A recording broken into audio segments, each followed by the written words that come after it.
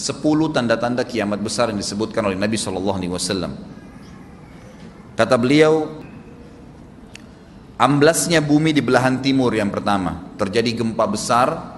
Sebagian ulama hadis mengatakan bagian Asia, di mana Allahu alam. Tapi ini tanda-tanda kiamat besar akan terjadi nanti.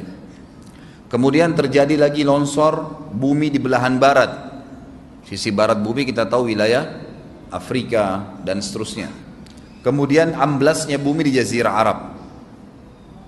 Ini yang dimaksud dengan amblasnya bumi, artinya longsor yang besar, yang sulit lagi untuk ditimbun, udah nggak bisa ditimbun, nggak bisa diperbaikin. Kalau di situ ada kota, ada kampung, pasti hancur udah. 3 sekaligus terjadi longsor di 3 titik yang berbeda dan secara waktu atau dalam waktu yang bersamaan. Ini sudah selangsung 3 tanda-tanda kiamat. Jadi pada saat terjadi di timur itu tanda-tanda kiamat besar 1, terjadi di barat tanda-tanda kiamat besar 2, terjadi di Jazirah Arab tanda-tanda kiamat besar 3. Kemudian di dalam hadis ini disebutkan secara beracak. Nanti sebentar setelah saya terjemahkan hadis ini saya akan sebutkan urutannya. Lalu kata Nabi SAW, kabut yang menutupi bumi ini. Kemudian ada Dajjal, jadi kabut itu dihitung dalam hadis ini yang keempat. Dajjal yang kelima. Kemudian yang keenam binatang melata. Nanti akan saya jelaskan juga apa yang dimaksud dengan binatang melata. Yang ketujuh keluarnya Ya'juj Ma'juj. Ini juga akan kita jelaskan nanti. Kemudian yang kedelapan matahari terbit dari tempat terbenamnya. Yang kesembilan keluarnya api dari perut kota Aden yang menghalau manusia. Sulit, manusia tidak bisa melalui Jazirah Arab. Kemudian yang ke-10 turunnya Isa putra Maryam. Turunnya Isa putra Maryam. Tentu saya katakan tadi hadis ini disebutkan dan disepakati oleh para ulama sifatnya teracak. Karena cukup banyak dalil-dalil yang lain yang mengurut kejadian ini. Urutan yang pertama dari 10 ini adalah keluarnya Dajjal. Ini urutan pertama. Dajjal, jemaah sekalian, adalah diambil dari kata-kata Dajjalah yang berarti kekacauan. Ciri-ciri Dajjal disebutkan dalam banyak hadis yang sahih adalah mata kanannya yang paling pertama rusak seperti anggur kering. Kata Nabi SAW dalam hadis sahih, ketahuilah Dajjal buta mata kanannya dan Tuhan kalian tidak buta, karena dia akan mengaku sebagai Tuhan. Kemudian dia orangnya memiliki kulit yang kehitam-hitaman serta memiliki dahi yang lebar. Setiap orang beriman bisa membaca di dahinya tertulis 3 huruf kafara. Semua orang yang ngerti tulisan Arab, tidak ngerti tulisan Arab akan bisa tahu dan baca itu kafara, kufur. Rambutnya keriting dan orangnya tinggi besar. Kata Nabi SAW, kalau kalian dengar Dajjal keluar di satu lokasi, maka menghindarlah. Walaupun kalian harus lari ke gunung, dia akan keluar membuat kerusakan selama 40 hari. Kata Nabi SAW, 40 hari itu sehari seperti setahun, sehari lagi yang kedua seperti sebulan, hari yang ketiga seperti sepekan, dan sisa harinya seperti hari kalian. Dia akan keliling muka bumi semuanya, dan kata Nabi SAW, seluruh bumi ini akan dimasuki oleh Dajjal. Tidak tertinggal satu lorong, gang, jangankan kota atau desa, kecuali Dajjal akan masuk ke dalamnya, kecuali Madinah dan Mekah. Tidak bisa dimasuki oleh Dajjal. Kata Nabi SAW dalam hadis sahih, karena di setiap pintu gerbang Mekah dan Madinah malaikat menghenuskan pedangnya dan menghalau Dajjal sehingga Dajjal tidak bisa masuk. Pada saat dia tiba di Palestina, waktu yang bersamaan di kota Madinah berkecamuk. Kaum muslimin sepakat semua keluar untuk mengejar Dajjal dan membunuhnya. Keluar dari kota Madinah satu orang yang namanya seperti namanya Nabi Muhammad SAW, Muhammad bin Abdullah, dan dia dari turunan Nabi SAW juga. Dan orang ini punya julukan Mahdi, dikenal dengan Imam Mahdi.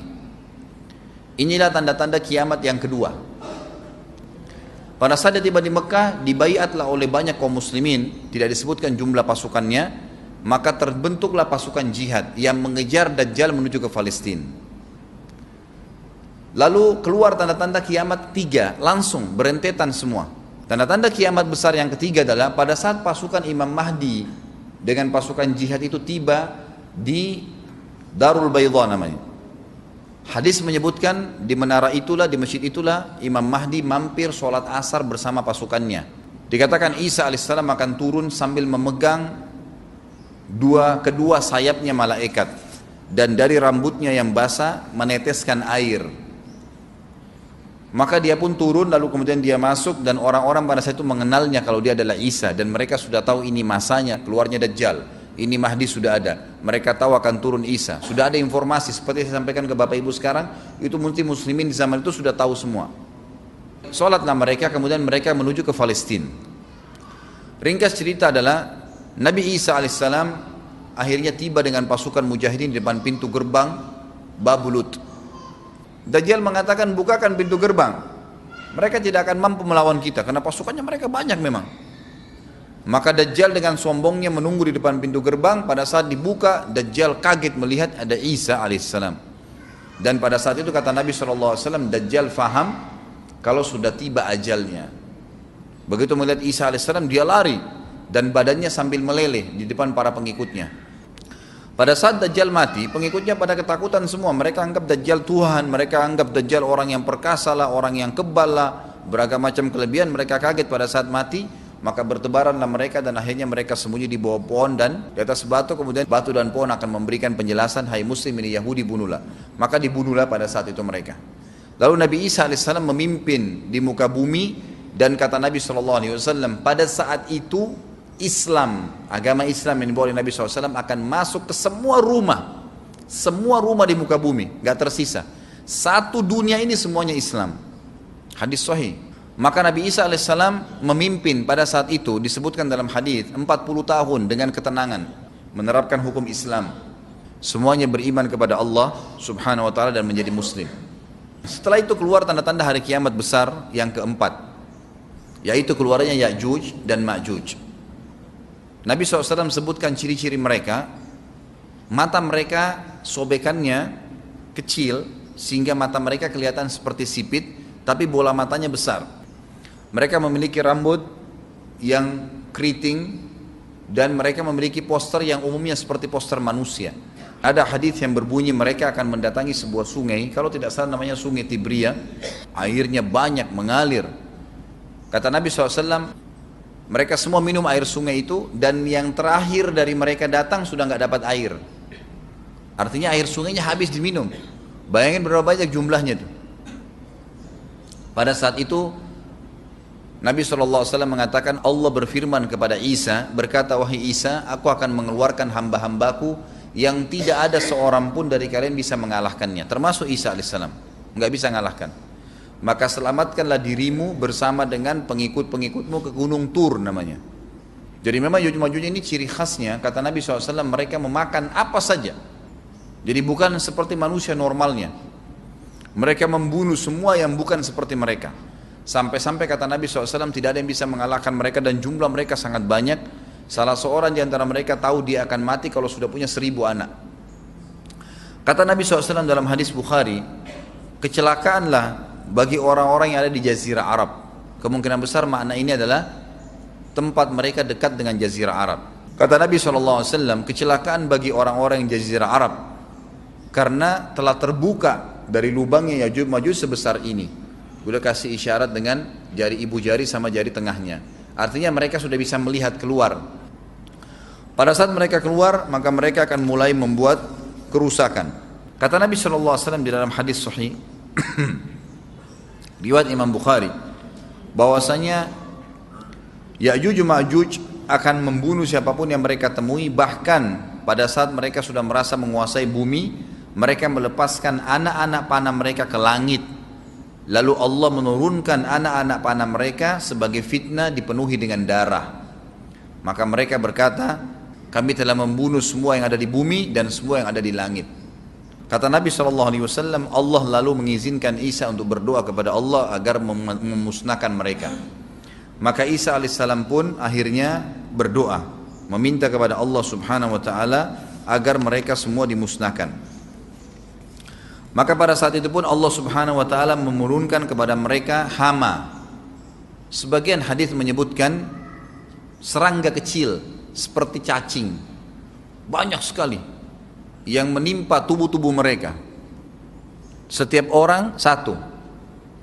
Dan itu membuat mereka mati. Kemudian setelah itu Isa alaihissalam memimpin lagi di muka bumi sampai beliau meninggal. Setelah Isa alaihissalam meninggal, kembali lagi sebagian besar manusia berbuat kekufuran. Maka Allah subhanahu wa ta'ala keluarkan tanda-tanda kiamat besar yang kelima. Yang kelima ini adalah keluarnya hewan atau binatang melata. Binatang melata ini disebutkan dalam hadis yang sahih riwayat Bukhari, bahwasanya Allah SWT akan keluarkan, tapi tidak disebutkan dari bumi mana dia keluar. Dia akan keluar hewan melata yang bisa berbicara seperti manusia dan badannya dipenuhi dengan bulu. Allahu a'lam bagaimana. Kemudian dia datangi orang-orang yang kufur tersebut dan menasihatin dan mengingatkan mereka. Yang tidak mau beriman, dalam hadis dikatakan dicap oleh hewan tersebut. Allahu a'lam dicap seperti apa, sehingga ketahuan mana yang kafir, mana yang beriman. Terus dia keliling di muka bumi tapi tidak disebutkan berapa lama. Lalu kemudian Allah lenyapkan si dabbah ini. Kemudian datang tanda-tanda kiamat yang ke-6. Tanda-tanda kiamat yang ke-6, 6, 7, 8. Itu berentetan semua. Longsor besar di timur, di barat, dan di jazirah Arab. Ini tanda-tanda kiamat terjadi serentak. Sudah 8. Kemudian terjadi yang ke-9, keluarnya api dari negeri atau dari kota Aden. Kota Aden ini di Yaman ya. Tentu hadis menjelaskan tentang masalah api yang keluar ini, artinya api bukan main-main, ini bukan kebakaran sebuah masjid atau sebuah bangunan 10 tingkat. Api ini bisa menghalau manusia untuk jalan karena panasnya. Sebagian riwayat menjelaskan api tersebut akan berdiri seperti gunung yang besar dan dari seluruh pelosok dunia bisa kelihatan. Kita bisa bayangkan bagaimana itu. Yang akhirnya akan menggiring atau menghalangi orang-orang untuk jalan, susah. Sebagian ulama hadis mengatakan mereka nggak bisa jalan, tidak bisa ada penerbangan, tidak bisa ada orang jalan karena panasnya bumi ini dari api tersebut. Dan itu memang kemungkinan besar akan keluar satu waktu, Allahu a'lam kapan. Dan yang terakhir, tanda-tanda kiamat sebelum ditiup sangkakala adalah terbitnya matahari dari tempat terbenamnya. Dan ini sudah terakhir sekali. Makanya kata Nabi SAW, taubat akan diterima sebelum matahari terbit dari tempat terbenamnya. Artinya selama yang lain itu masih ada, masih bisa taubat. Kalau sudah itu, sudah sulit. Ini tanda-tanda kiamat. Sebagian ulama memasukkan tanda-tanda hari kiamat kecil, ada yang masukkan tanda-tanda kiamat besar. Ada dua hal. Yang pertama itu adalah keluarnya Dzu Suwakatain. Ada orang dari negeri Habasyah dikenal dengan Dzu Suwaka. Dzu Suwaka ini sak artinya betis. Diberikan julukan Dzu Suwaka karena betisnya sangat kecil. Orang ini Bapak Ibu sekalian, kata Nabi SAW, akan menghancurkan Ka'bah. Dan kata para ulama pada saat itu memang manusia sudah sunyi, nggak ada lagi yang datangin Ka'bah. Orang-orang sudah lalai gitu kan. Keluarlah orang ini. Makanya sebagian ulama memasukkan dia tanda-tanda kiamat sebelum terbitnya matahari dari tempat terbenam. Ditambahkan ini yang ke-11 atau ini yang ke-10, terbitnya nanti kiamat yang ke-11. Kata Nabi SAW, dia akan mencabut batu-batu Ka'bah satu persatu sampai rata dengan tanah. Dan saya sedang dilihatkan oleh Allah sekarang bagaimana pada saat dia mencabut batu itu. Hadis sahih riwayat Bukhari Muslim.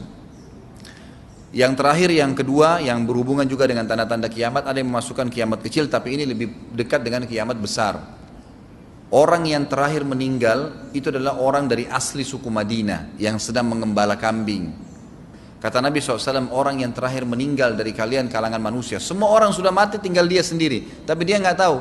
Dia lagi mengembala kambing, kemudian dia masuk dengan gembalanya ke kota Madinah, ditemukan semuanya tidak ada kehidupan, nggak ada orang, nggak ada binatang, nggak ada apa-apa, tinggal dia sendiri. Pada saat dia meletakkan telapak kakinya di kota Madinah, maka pada saat itu dia meninggal. Dan inilah manusia terakhir meninggal sebelum ditiup sangkakala terakhir. Allahu a'lam.